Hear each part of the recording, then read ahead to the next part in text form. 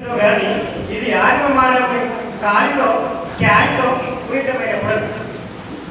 ఏ రాకాశికులతో ఇక్కడి చరిత్ర సమాప్తం వెళ్ళడంతో కానీ ఏ శ్రీముఖాలతో ఈ సీమకు తెలివైందో కానీ ఇది తరతరాల శాతవాహన ఏలుబడిలో చేవదిరిన సాగవారిన జాగ. ఇది పండ్ల గొప్ప పచ్చని చెట్టు.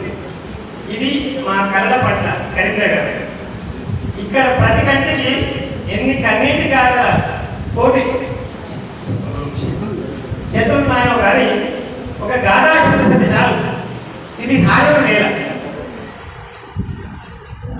అరికేసరి అనిపించే రెండవ అరికేసరి పశ్చిమ చాళుక్యుల అద్వితీయ సిరి.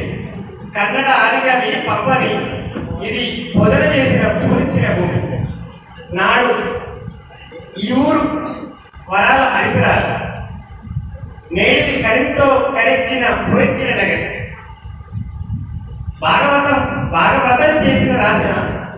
భాగవతం చేసి రాసిన పోతన భాగవతానికి పూరణ మన తెలియదు.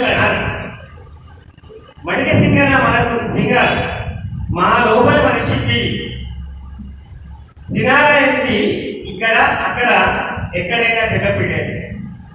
ఇది శేషప్ప సిద్ధప్పలను కన్నచోటే. సొలసి అలసేటి ప్రభాకర్లను మనం కాదు. సొలసి అలసేటి ప్రభాకర్ల మనం కాదు. ఇక్కడ ప్రతి ఒక్కడు అలసేటి ప్రభాకర్. ఇది ఉప్పిలాల జిల్లా. రణబేరిగా విద్యరాములను బోనాల విద్యరాములుగా సురమౌలుని అసురమౌలుగా మార్చిన మట్టి. ఇది కోటిలింగాలలో బోడిలింగం కాదు. ఉన్న మొత్తం త్రిలింగాలలో ఒక లింగం ఇక్కడిదే. ఇదెన్ని ఉత్థాన పతనాలను చూసిన ఊరి. ఇదెన్ని తాకులు తిన్న తావు. ఎంత దరిద్రపు శాల అయినా మా శ్రీశాలే. గండగరువుల మన్ను కుక్కి మంచినీళ్లు తాగి బతికిన గండగరువుల మన్ను తిప్పి మంచినీళ్లు తాగి బతికిన ఈ మనుషులు గట్టి మనుషులే. ఇది సభ్యత గల సభ్యనాడు. ఈ దాత్రికి ప్రతి రాత్రి రామగుండం ఎన్టీపీసీ రబలహారం. కథ సరిస్తాగలకే కాదు, కవిత నవలాది సకల సాహిత్య ప్రక్రియకి ఇది ఆలవాలం. మా ఊరు మానేరు, మా నీరు మానేరు. మేము తొక్కుడు బండలం కాదు, ఎక్కుడు తీగలం. మందమతులు కానీ మేమందరం జ్యోతిష్మతులం. మానేరు కవులారా మీ కవిత్వం రాయడం మానేరు సుమా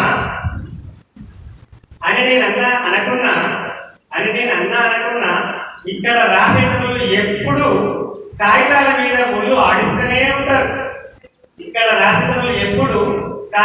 మీద ముళ్ళు ఆడిస్తూనే ఉంటారు.